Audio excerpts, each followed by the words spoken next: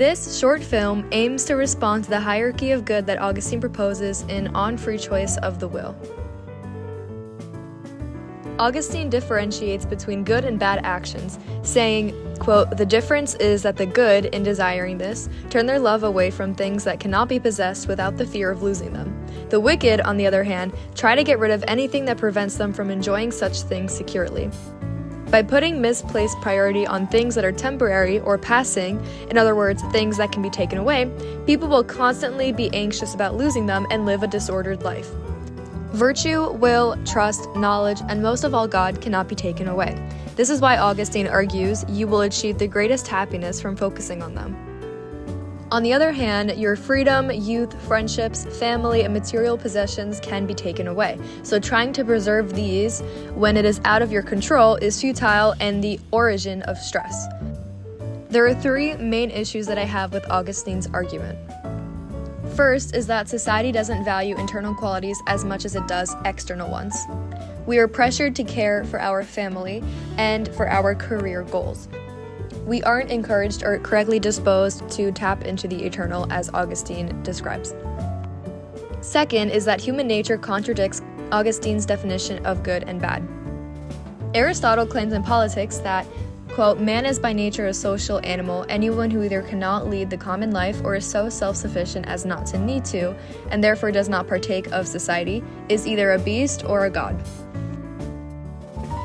In other words, we don't want to forsake friendship and family for eternal things. At least I don't. I'm sure I'm also not the only person to believe that they get the most happiness out of relationships with others, such as family and friends. Probably the happiest moments of my life are spent with other people. And lastly, in a more dramatic example of how human nature conflicts with Augustine's hierarchy of good, Augustine comes up with a pretty gruesome scenario in which a slave who kills his master is committing the act out of, quote, "inordinate desire," claiming that this form of self-defense will face, quote, "divine punishment." Watching this clip alone is a little uncomfortable because instinctually, human nature has equipped us with things like adrenaline that acts as evidence that nothing is more important than self-preservation. However, philosophy tells us that our ideas would still have been eternalized regardless. This is why Evodius settles on the claim that, quote, "How can I think that people are without inordinate desire when they fight fiercely for things that they can lose against their will? Why fight for your physical life and freedom, in other words, when the most important thing, like your ideas, will be eternalized regardless?" So Augustine's idea is a bit disturbing in this sense, but at the same time I also think that it is the clearest definition and reasonable explanation as to what can constitute good and bad so far. It's nice to know that the best way to live without fear and stress is to abandon all things temporary and nourish the mind alone. So why would one choose to go as far as murder for the sake of preserving what is in fact the source of fear and stress?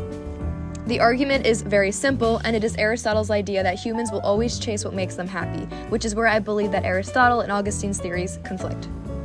For some people, they may derive more happiness from the satisfaction of a stable lifestyle, which is stagnant and peaceful. For others, they may derive more happiness from the thrills of the ups and downs that accompany relationships. Aristotle's point leans more to the latter, that most people seek happiness in a society. But we also learn that nothing is really concrete other than Descartes' conclusion that we exist as a thinking mind and nothing more. In other words, there is no solid explanation for the way that we live. Descartes' idea sounds very similar to Aristotle, who says, quote, "Happiness then is something complete and self-sufficient, and is the end of action." We don't have an explanation for the way that we live, and we really don't need an explanation. Socrates says, quote, "The unexamined life is not worth living." But as Carrie Bradshaw says, quote, "But what if the examining becomes your life?" The conclusion that I've reached regarding Augustine's ideal way of living is that it requires a degree of self-control that naturally opposes human instinct. I could never in a million years follow his hierarchy over my own.